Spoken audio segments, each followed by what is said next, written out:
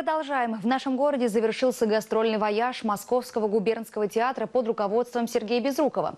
Для молодого коллектива, а ему нет еще и 2 лет, это первые большие гастроли.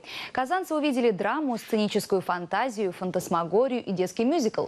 Гастроли, прошедшие при поддержке президента Татарстана и столичной мэрии, показали потенциал театра и круг интересов.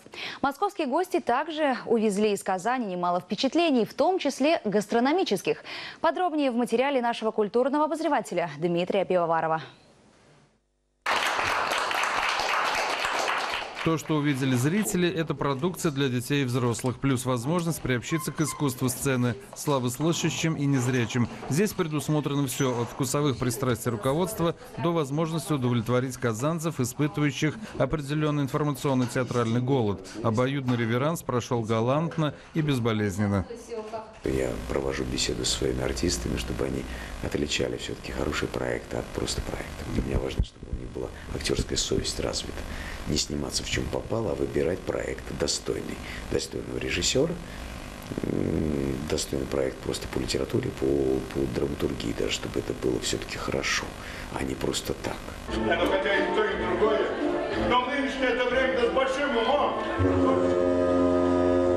Губернская Россия, утопающая в культе денег, роскоши, тратах и финансовых поражениях, может стать моделью на века. Гениальный правитель Островский уступил место еще одной истории об ангелах, которые в разное время покинули бренный мир, но мечтают создать на небесах подобие коммуны и жить по земным законам.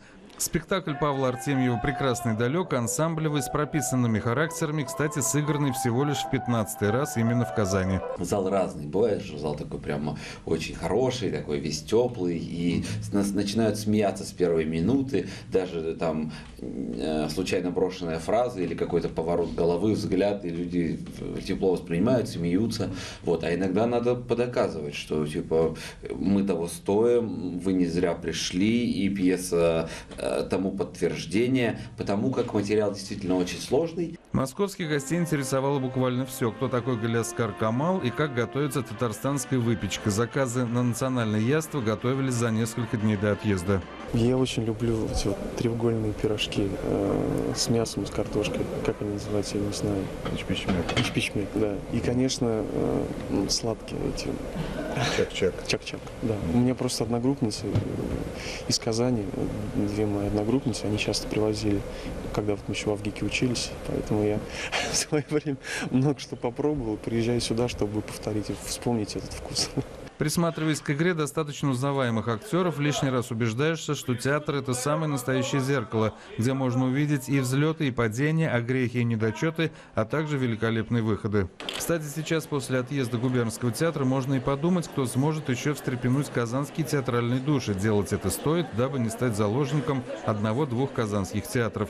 У каждого должно существовать свое право выбора. Дмитрий Пивоваров, Рустем Кадыров, телеканал «Эфир».